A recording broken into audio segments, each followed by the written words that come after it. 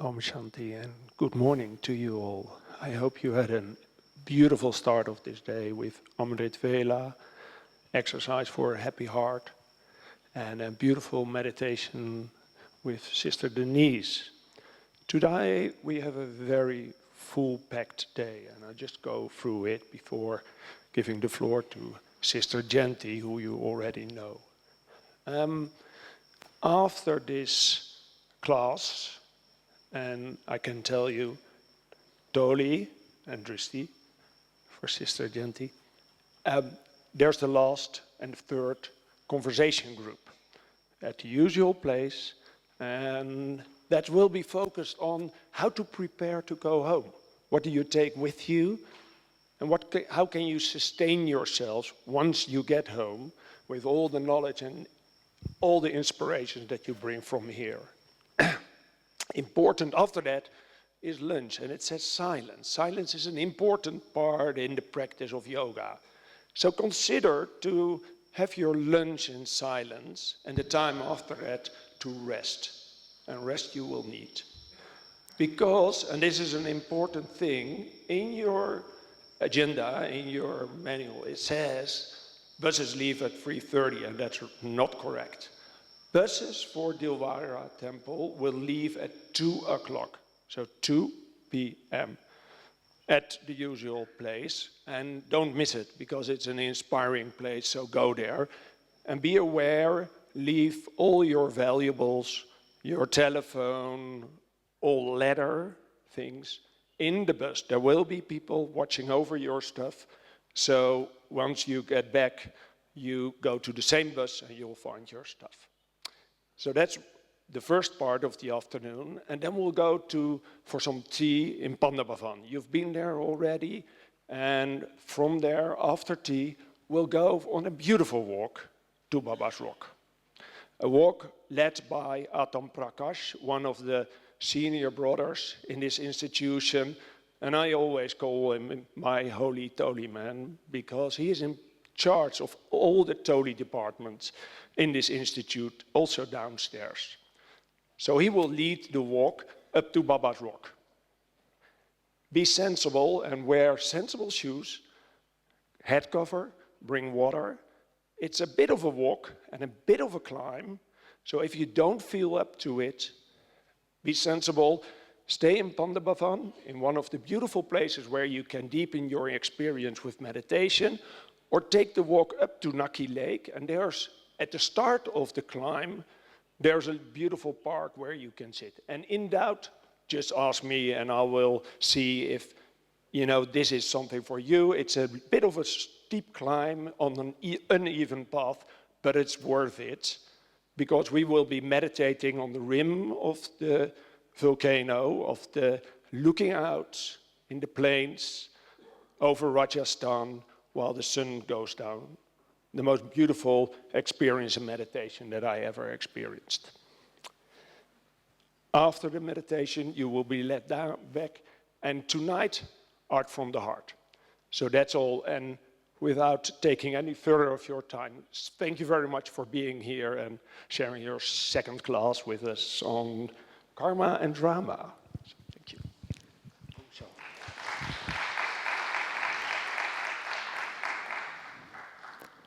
Om Shanti and good morning.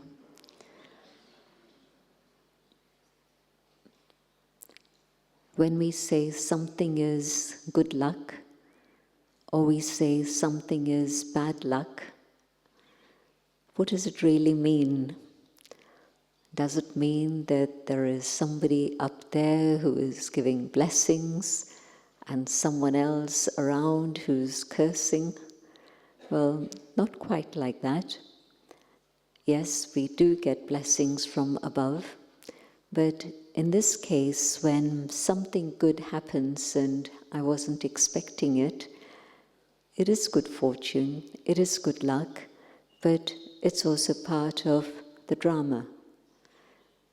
I came down onto this planet, took on many, many different costumes, and at different times through the Copper Age and the Iron Age, I did maybe some good deeds, I don't know when and what, but I see the result of that coming through, and I call it good luck.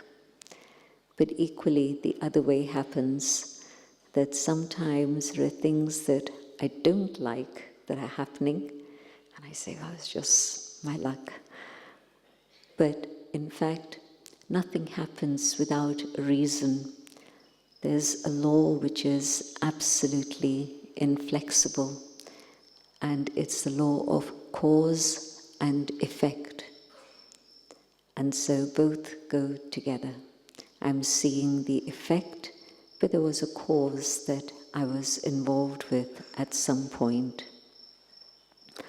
You know, when there's a big storm and our dear friends in their meteorological department haven't told us about it, we say, what happened? What happened? In past centuries, they would have said, oh, it was the devils cursing us. And if there was something good, they'd have said, it's the gods blessing us. But in fact, today we know that if there's a sudden storm, there were things that were happening maybe thousands of miles away, and that led to a whole sequence of events that resulted in the storm. And so nothing happens without cause. And when we get caught up in the effect, then we react. But no, it's all part of the drama, and my karma is part of the drama also. So sometimes we say, well, it's drama that it's happened. But you could equally say, well, it's my karma that it happened. And so, looking at the situation of the world today, we're all part of the same story. And so all of us together, collectively, have made it happen to the point where now there's total breakdown and chaos. But there's also then the opportunity to do good karma. Sometimes people take the word karma as being always not good. But in fact, the word karma is neutral. Good, bad, neutral, whatever. And so what's happening in this period, if you recall some of the things from yesterday, this period is described as the diamond age, the age of transformation, the best age to actually be in, even though it seems so crazy outside, but it actually is the best time to be around. Because this is the time when we can have a direct connection with the divine. Golden age, silver age, we're happy, we're content. The children are out at play and the parents can relax in their home. And so it's a little bit like that. Up above, in the home of nirvana, the place beyond sound, place of silence, our parent is relaxing. Doesn't have to think about the children. The children are happy and content and playing wonderfully with each other. Everything's absolutely in tune, in harmony. But that's the result of all the good karma that we did, with God's guidance, God's power, God's love and support. But we actually did the good karma. And that created the golden age and the silver age. But it's like having capital in the bank. And if you draw from the capital, at some point it's going to run out. And so, in another analogy, yesterday we spoke about the energy and the power of purity gradually reaching a critical point and it flips around. But in fact, with this idea of capital, we draw on that, we experience the joy, the power, the love, the beauty, and it runs out. And so, the story of Adam and Eve, banishment from the garden where they had to not toil or labor. And then they were told, once you're out, then you're going to have to work hard for your own living. And so basically then, from that moment on, the copper age, not just Pandora's box opening up, but also karma kicking in a big way. And so then whatever it is I do, whether in one birth or after births, I have to see what the result is. I'm either putting in more credit through good karma, but usually not so much credit. Usually maybe it's just mundane karma for my livelihood, but it's sweat and toil. And then maybe it's very bad karma, and so that debt is accumulated, and by the time we come to the end of the Iron Age, our shoulders start drooping. We're carrying a big burden of many births. And yes, from time to time, our good karma has brought us beautiful results, and we enjoy that, but there's also a lot of other things going on. Sometimes we don't even realize what is good karma and what is bad karma. And you had a lesson on that already, so I won't go into that further. But the beauty of this period is that every good karma that I do gets enhanced because I'm doing it with love for God, with a direct connection with the divine, which I wasn't doing. Copper Age, Iron Age. I was struggling, I was looking, and maybe I thought I had found God, but maybe I didn't. But it was a struggle throughout. But this moment, we have the joy of knowing the divine, experiencing the relationship, many relationships with the divine, but most of all, just simply doing even a little action with love in my heart for the divine, without any other motive or selfishness involved. And one good karma yields 100-fold fruit. And so within one lifetime, or even a very small part of one lifetime, I can do so much good karma that I accumulate for several thousands of years. I won't go into the detail of the numbers, how many thousands of years and how many births, etc. No need, because the main thing to understand is that there is a cycle, and the cycle is actually about my karma. What I do today, how I create my future fortune, what I do through the Copper Age and Iron Age, and then how I come back to the point where all fortune opens up for me once again. And so the beginning is not actually the Golden Age. The beginning is right now. And the beauty of this, I can understand and see the whole drama. Golden Age, Silver Age, I just enjoy. I don't think too much about the future. They talk about how it's important to be in the present. Well, the deities, the divine beings, all of us in our divine form, we are absolutely in the present. We don't remember the past, we don't have to think about it, we don't have to be concerned about the future, it's okay.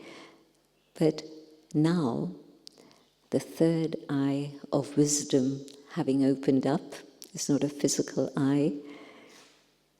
Do you feel you've been through some surgery here? I think you have. I think there's been some surgery happening here to open up your third eye so that you see yourself, you see the divine, and you see the entire cycle of time, the whole of the drama. And our relationship now is with the director of the drama. This is the time when God gives us directions and tells us what the whole drama is about, and actually offers us total choice about what it is we would like to do in the future. What sort of role would you like to have? It's totally open.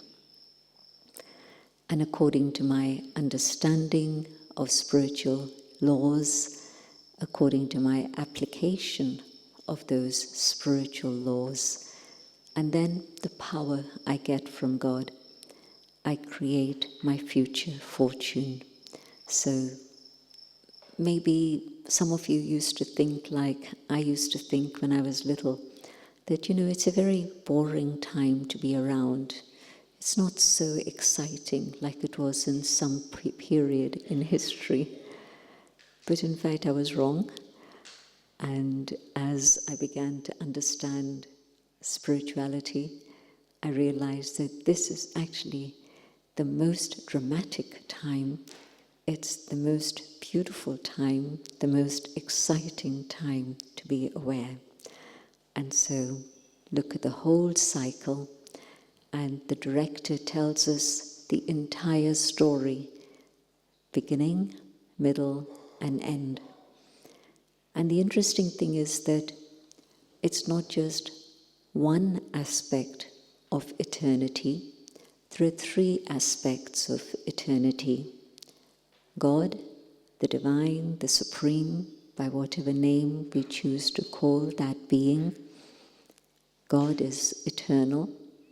Nobody made him. There was no date at which God didn't exist and someone made her. No, God exists, full stop. Soul. Soul also eternal. But the third thing that's also eternal is this earth, this planet itself, and all that is within it, nature, environment, everything. Which is very interesting, because whatever it is we've done to nature, we don't have to worry. Yes, we're very aware of reducing our carbon footprint, but I don't need to become anxious. There's a term out there that some of you might be aware of, and it's called climate anxiety. And a lot of people are very worried. They're not doing anything to change their lifestyle, they're just worrying about it. You know how some people worry about their health, but they're supposed to go for a walk, or they're supposed to exercise, or they're supposed to change their diet. They don't do that, they just worry. And so climate anxiety is a little bit like that. People just worry about what's going to happen. But there are steps they could take to make things different, and they don't do that. But in fact, we don't have to save nature. Nature is eternal. It's going to go through its process of, you know how sometimes there's a wildfire, and I'm not talking about the situation where there's so much suffering in habitats at the moment, but within nature there's a system that the tribal people know about, whether it's India or South America or Australia, wherever. Things happen with seasons, and the fire comes, and the fire cleanses, and there's a fresh beginning. And seeds that were there could only open because of the fire. And so the seeds are opened up, and the fresh beginning happens. So nature goes through its cleansing and creates the golden age for us, where there's beauty and everything is clean and pure and pristine, and we have the new beginning again. So at this moment, understanding God eternal, soul eternal, nature eternal also. So not so much a story of 7 days of creation, but creation itself also actually eternal. And the whole game of the drama is a game of all these three together. A time of harmony, a time of exploitation, a time of upheaval, chaos and again coming back to the state of harmony. And so the director is the one who knows all the details of the story. And if I follow his directions today, what that means is that I'm now in tune with what's happening within the drama. So often we think this isn't right, it shouldn't be like this. And yet, in fact, drama is absolutely precise. Everything happens in the right way at the right time. And if my mind is screaming and saying, no, it shouldn't be like this, I'm out of touch with the drama and I'm causing myself a lot of pain. If I pause for a moment and become an observer, not just the actor within the drama, but the observer of my own role within the drama, then I have a deeper understanding of what the drama is about, how to understand that, but also what input I can have at this moment. So my role of the drama becomes clear to me only when I step back and start observing the drama. While I'm just simply engaged in it, well, I'm enjoying it maybe, or maybe I'm not enjoying it, but I don't have the capacity to be able to do anything about it. Stepping back means I understand the drama. I also understand the role of others within the drama. And so through that awareness, the quality of my interaction is going to be one in which I make sure that I'm not adding further to my karmic debt or bondage, but I'm able to take steps to be able to settle that account. Simple example, somebody's getting very angry and I can't change my situation. I can't take steps to get out of it. Maybe there's even anger to the point of violence. But when I start understanding the drama and I realize that there's some debt to settle, but I can go beyond. I can take power and learn to respond in a different way to the anger that's coming to me. I know it raises many questions, and that's a very simplistic way to put it, but it gives you some idea. And I'm not talking about domestic violence, whereas there's a huge amount of other karmic situations that come in, but a simple thing. My boss is an angry person, and I get upset by it. Well, I have a choice. Do I stay in the job? And if I do, am I going to carry on getting unhappy?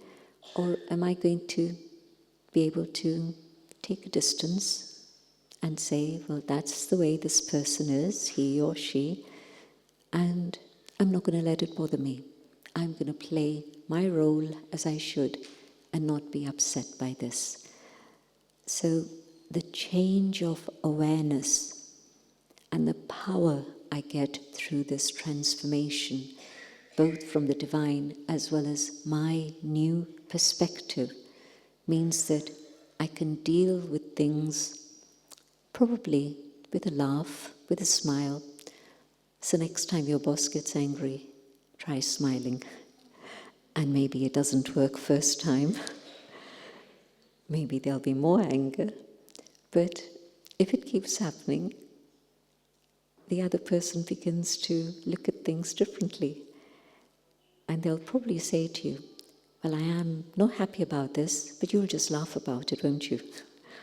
So there are different ways to deal with things, but the important thing is, in any situation, just go in here, either soul, and I can choose what option I have and respond, not just react. But if I respond, that is my responsibility. Then I'm settling karma. I'm not adding to my karma. Every time I react, I'm adding fuel. I'm adding more to my karmic debt. So the concept of drama isn't just a philosophical approach. It is a reality. My home is there, and I'm here to play a part. And so I can decide what sort of part I choose to play. But it's also time to go home.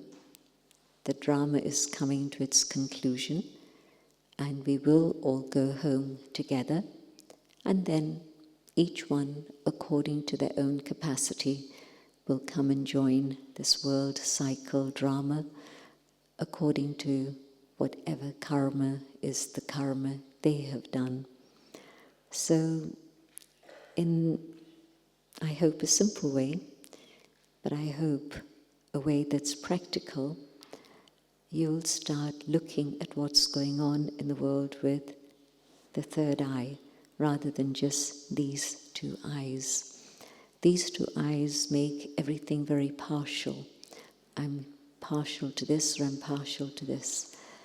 But with the third eye open, I don't need to take sides.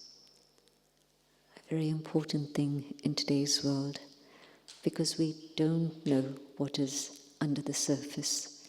We don't know what is the intricacy of the story behind the scene. And so I can't make a statement most times, wrong, right. There's too much other stuff involved. So nothing is right, as it should be. But also equally, what seems to be wrong, there might be other factors there. And so to be the observer, to have that inner awareness of clarity, so that I see things from here, from the aspect of awareness of the soul, a spiritual awareness. And things are very different. There might be more questions created than answers at this moment. Just to add to the beautiful web, the embroidery that's being explained at the moment. The embroidery outside, the tapestry is beautiful. And at backside, you see all the different colored threads that made up the picture. But on first sight, you don't see all the threads, you just see the picture. And so the drama, amazing story, but understanding all the threads takes a lot of time. And then sometimes the picture is very different, not as pretty as one would have thought. But in a simple way, the understanding of drama can make a huge difference to my life.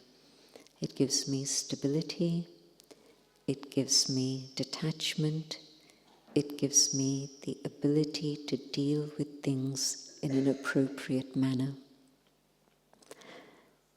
But I know that there was one particular story that didn't happen at a particular time, and so I requested that I take up this time now to explain a little bit about that story.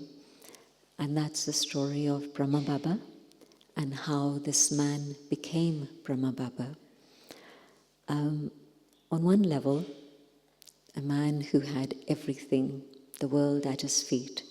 He was born in a simple family, but he wasn't so much interested in scholarly achievement. And so at a very early age, about 15, he decided to go. His father was a school teacher, so the natural thing would have been to study. But his inclination took him out into the world. He became a salesman for a grain merchant, became a grain merchant himself, and through various things finally became a diamond merchant. And in those days you didn't have expensive instruments to gauge the quality of stones, but he had a brilliant eye, and he was able to see the value of stones and judge them, and then find the best stones and use them for a beautiful creative jewellery. And so he became known to the princes of India at that time. And they would say to him, Lakhiraj Babu, his name was Lakhiraj, God made a mistake. He should have made you a king instead of me. And he would smile and say, God doesn't make mistakes.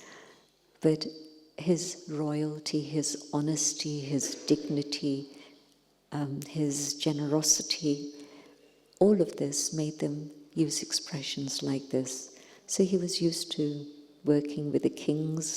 They gave him permission to come into the queen's and princesses' quarters to show the jewellery so that they themselves could pick it. Instead of sending somebody there to the shop to pick up stuff, bring it here, take it back, which was the usual custom, but they trusted him totally. He was dealing with the viceroys of the day.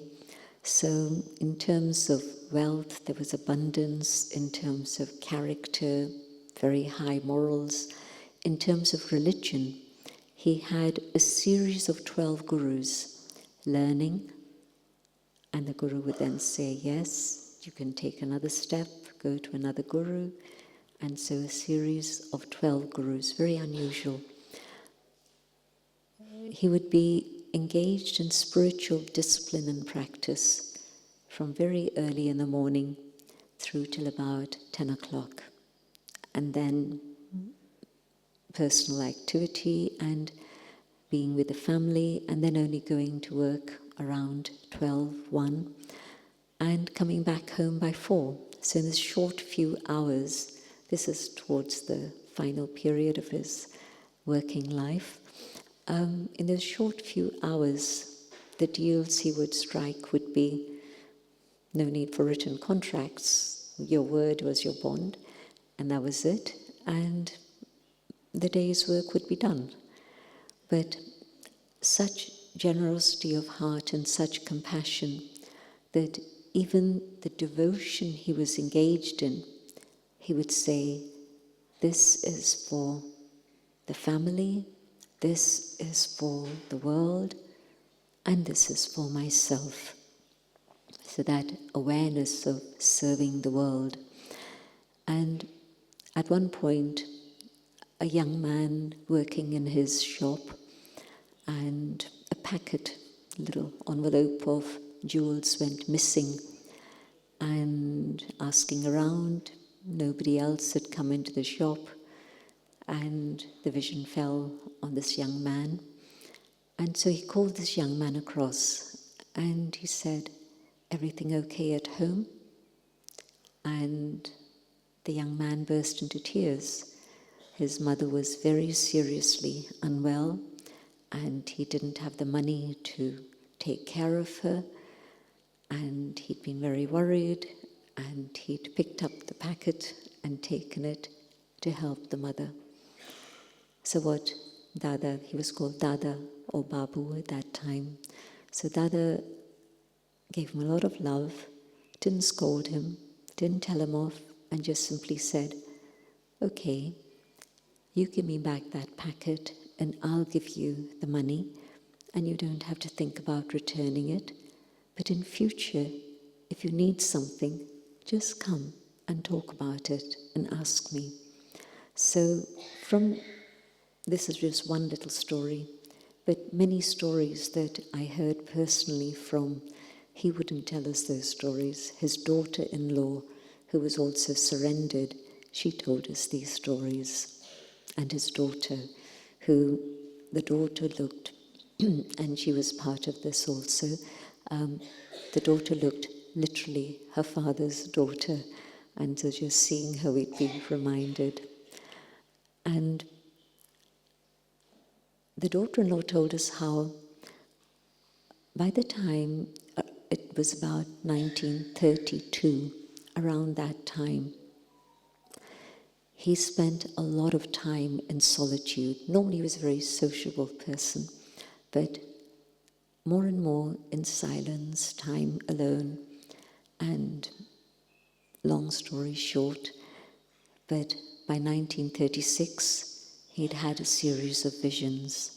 One was a vision of God as a being of light, which is different to what his traditional understanding had been. Another vision of the image of the four-armed figure, which is called Vishnu, the symbol of man and woman together, the perfect being. And he heard the words, Tattvam Asmi, you are this, you are he. Didn't understand. And then he had this third vision, and it was over a period of weeks.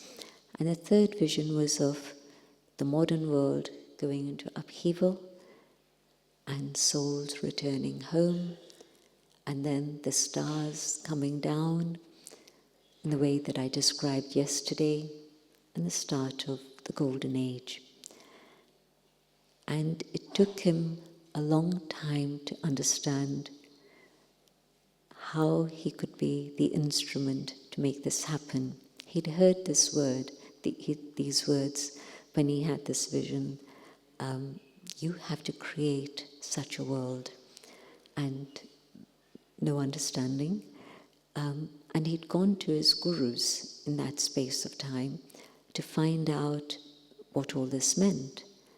And from the blank look in their eyes, he knew that they couldn't tell him. And so he'd gone into, by the end of the third vision, he went off into the mountains, the Himalayas, to reflect deeply about all these things. And gradually things became clear that what was needed was spiritual education. Also it became clear that humans themselves were those highest beings who later on we thought we had to worship, but those beings were human, but with divine qualities. And when he came back, he started sharing these ideas. And the strange thing was, he'd look at somebody and they would go off into a trance and have visions. Some would have visions of light, some would have visions of that image of Vishnu, some would have visions of Krishna. And people thought, this is a hypnotist, this is a magician, what's going on? And a lot of opposition also started at the same time. But people who understood and experienced, they came to him wanting more knowledge.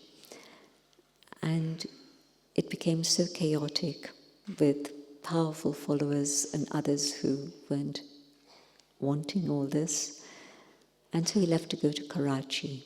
This was in Hyderabad, Sindh, now Pakistan. But it was the one India at that time. And so he went off to Karachi.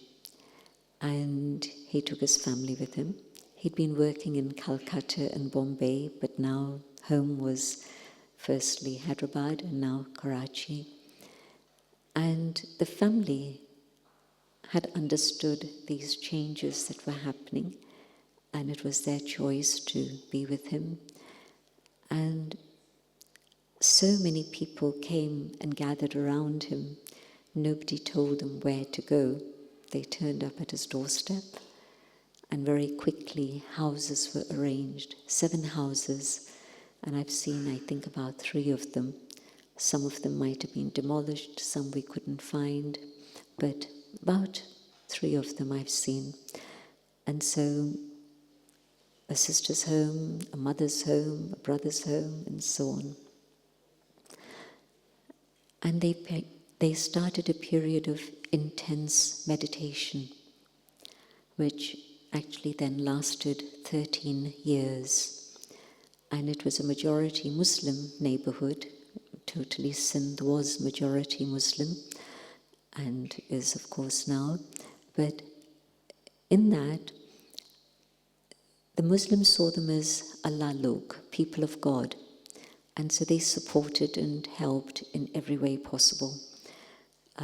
Even in terms of court cases, some were dismissed because women had come, but they had the right of choice, freedom of choice.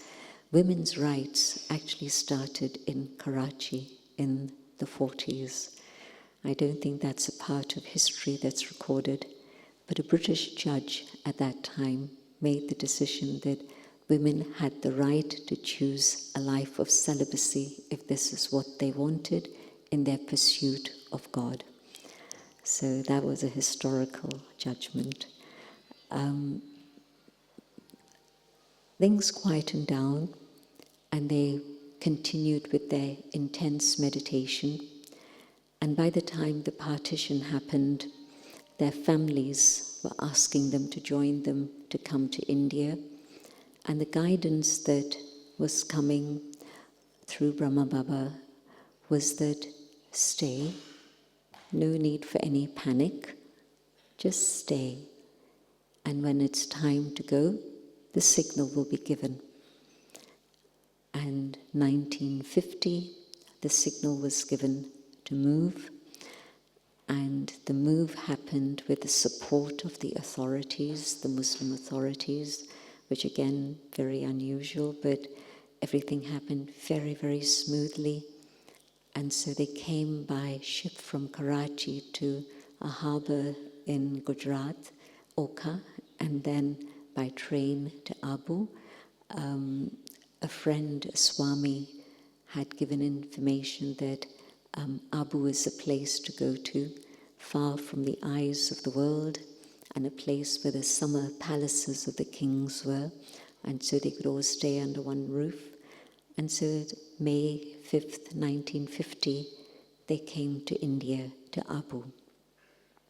And we've been in Abu ever since. Abu has changed from a little tiny village to a little town, and now it's become a big, overcrowded town. But 1950, when they came, it was after the war, and things were not so easy for anyone.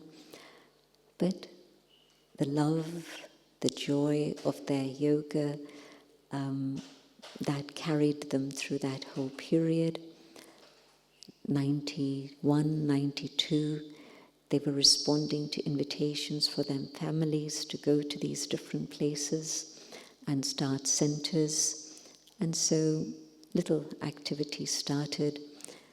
And 1954, they were invited to a conference in Japan, and a group went off there to share these ideas, not just in Japan, but all over the East. And my mother came into contact, and my grandmother, when a center started in Pune, where we were living at the time. And my parents came as refugees during the major upheaval. And it's interesting that they never shared any stories of horror or tragedy. They would tell us stories about their childhood days when everybody would play together and it was no problem. But they didn't share any stories of horror. I think they themselves had wanted to erase those from their own memory, and certainly they didn't want any trauma to be passed on. So 1957, my parents, my grandmother, my mother came through Dadi Janki to Raj Yoga, and a few months later we came abroad. But again, we met this man, Brahma Baba, in Delhi, and I was 8, and Brahma Baba was a grandfather, a very loving, very charming, very powerful. Baba was more than 6 feet tall, unusual for Indian men at that time. Things a bit different today, but very unusual at that time. So just his presence, His physical presence was incredible, but of course his spiritual power was even more incredible. And I also had the good fortune of meeting Mama, the spiritual mother at that time, and she was the embodiment of love. But Brahma Baba also, wonderful charisma and shining, light shining through him all the time. But just a little story of the compassion of this person. We came to live in London at that time, my parents, my brother and myself. My father was starting a business there. 2 years later, my father was just getting established. And 2 years later, a postman brings a parcel. And we open it, and there's 6 mangoes.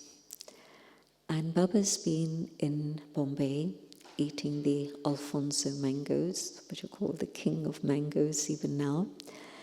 And as he was eating mango, he remembered 2 little children 5,000 miles away and asked one of the brothers to get mangoes and send them by airmail post. Now, it wasn't a time when supermarkets had fruits and vegetables going across from one continent to another. It didn't happen like that. And I had lots of relatives in India, but they didn't think about the kiddies out there. They carried on with their own life, which is fine. But how did he suddenly remember these 2 children out there? He had enough to do, many things to work on, sort out. But his memory and his love. And so, of course, it leaves an indelible print in your heart when something like that happens. So the connection with Abu was very strong. And when we came back to India, again, we'd meet him. But it was like 2 different lives. Coming to Abu was like being in paradise. Everything was very simple, so there was nothing. There was not a single chair in the classroom, not even in the dining room. People sat on the floor. Even Brahma Baba didn't have a chair. He had a little stool, and we called it the gaddi, and he would sit on that, back straight, even till the very end, 93, and everything very simple. But the beauty, the joy, the love was tangible, absolutely tangible. To the point where when, after a few days in Abu, we'd leave to go back home, there would be tears. I didn't want to leave. But when I'd get back home, that was a different world. And that was my dream. And so Abu was a dream. But life was London, and that was real. And I never bothered to understand anything more until when I started university. And I realized I had so many choices in front of me. And I didn't have the wisdom with which to make my choice, which is actually the formula for stress. Too much choice and not enough wisdom. So I didn't know which direction I wanted to go in. So study was fine, but come November, December, a conversation with my father and the decision that if I wanted to get to know my own roots, I should spend time in India. So I came to India, and first just a social butterfly and tourist, which was fine for a few months, but then your head begins to feel a bit woolly. And so I thought, what can India offer that I can't get in London? And I went to Dadi Janki, knocking on her door, literally. And she knew me and was happy to see me. And she started talking about, well, she asked, do you want to say something or shall I share? I said, come to listen to you. And she started to share about conscience and how the conscience at this moment is so influenced by society, by media, by friends, education.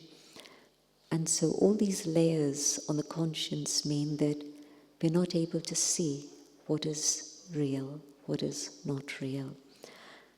And I said, well, how do you get rid of these influences? And she said, you have to learn to meditate. And so that same evening, I came back to start the course. And within a couple of days, she said, well, you're used to hearing Brahma Baba in Madhuban, and so come early morning to hear the lessons. We call them the murlis, the magic flute, the music that can change your awareness and make you fly. So I started going to classes morning and evening. And within 6 weeks, I decided this is to be my life. And I told Dadi, and Dadi said, write to Baba. I wrote to Baba. This is by then May 1968. And the reply from Baba came by telegram the next day. And Baba didn't let the grass grow under his feet. If there was something he wanted to do, it had to be now. So a telegram came inviting me to come to Abu with Dadi. She was anyway planning to go so that we could have a chat personally. And meeting Baba then came 2 weeks later to Abu June, and he said, but I knew it already. And I remembered that 3 years earlier, he had said that I would be a spiritual teacher. And my Hindi was so raw that I didn't understand what he was saying. I thought it was just nice words to humor me. But he'd actually used the word adhyatmik shikshak, spiritual teacher, ruhani shikshak, spiritual. So he then gave me very clear guidance about what I needed to do. And he continued to give me that guidance through letters, step by step by step. And then in December, I came to see him again, this time as one of the teachers with a whole group. And I didn't realize that I was seeing him for the last time in the physical form. And then January the 18th, 1969, he flew away. And he was then 93. And it's strange how, although his age was already so advanced, nobody had the thought that he would just leave. But 700 people gathered in Abu at that time. The instruction that had come through the trance messenger was, don't do anything quickly, wait. A lot of people are going to want to come. And again, very unusual within India that you don't do a cremation instantly. And if somebody leaves at night, like Brahma Baba, next morning he would definitely do the ceremonies and have the cremation immediately. But the instruction came, wait. And so I arrived in Abu Monday morning. I'd been in India, I was fortunate. So I came, and so I was part of all the ceremonies. But another very unusual thing, and that was that the message came that it would be Dadi Prakash Muni who would be the first person to light the funeral pyre. We had little sandalwood sticks and you could burn those. Sometimes women don't even attend cremations. It's considered that they wouldn't be able to emotionally tolerate it. But certainly you never have a woman light a fire, the funeral fire. If you don't have a son, you would find a nephew or a brother or some male member within the extended family. But the instruction came that Dadi Prakash Muni should light the fire. His son, blood connection son, had come. the person who was his spiritual son, a very powerful individual, Jagdish Pai, he was there. But it was this young woman. She was, on one level, not very young. She was in her 40s, but on another level, very young. So she was in her 40s. She was asked to light the fire. But it set the scene for the future, because then the guidance came again that two women, Dadi Prakashmani and an older woman, Didi Manmoini, would be the leaders who would take care of all the members of the family. Very long story, cut very short, but the decisions that we were told about, the instructions we were given at that time, after the cremation and the first ceremonies of offering food were happening, the instructions that we were given at that time, 21st January 1969, set the pattern for everything that's happened since, and they still hold good today. And Dadi Prakashmani, together with Didi, and Didi passed away in 83, but Dadi Prakashmani continued to be the leader of the organization, together with another group of the Dadis, the elders, through till 2007. And then Dadi Janki, at the age of 92, was asked to come to India to be the head of the organization. What will you be doing when you're 92? Taking on a new job? Unlikely. But here was Dadi Janki taking on a new job and a new role. She'd been living out of India for 40 years, but came back at that time. She'd come often enough to India 2-3 times a year, but not actually living here. She'd been living in London. And so this is the story of where we are now, and a lot of expansion into so many countries, guided by the one above, but also the Dadis, Dadi Janki, traveling to over 100 countries. Age 103, she traveled to the Middle East, Africa, America, Europe, and Russia. So the only place she didn't go to was Australia, because they wouldn't give her a visa, because she was too old. She wanted to come even then, but they wouldn't give her a visa. So Australia got left out, and South America, she'd been many times before, but not at that point. But 103, traveling, sharing, giving, inspiring, caring.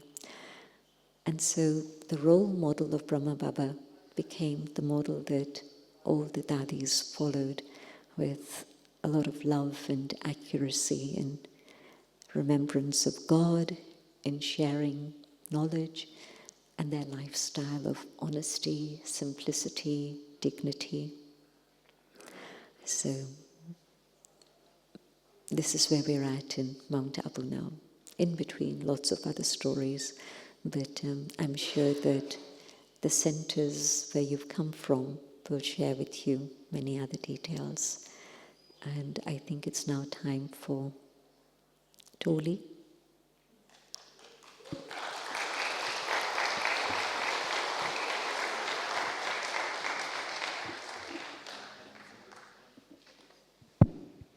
Om Shanti.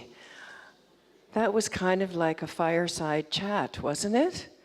Sitting in an intimate little gathering and hearing beautiful stories. Thank you for that. Very nice. So Valerian, I wonder if you'd come and help up on stage. Sister Jayanti has to go somewhere else almost immediately, but she has graciously offered to stay behind to give each of us a toli and a blessing. So if we can leave our shoes at our chairs, and we'll come up this side and across, and that means you'll get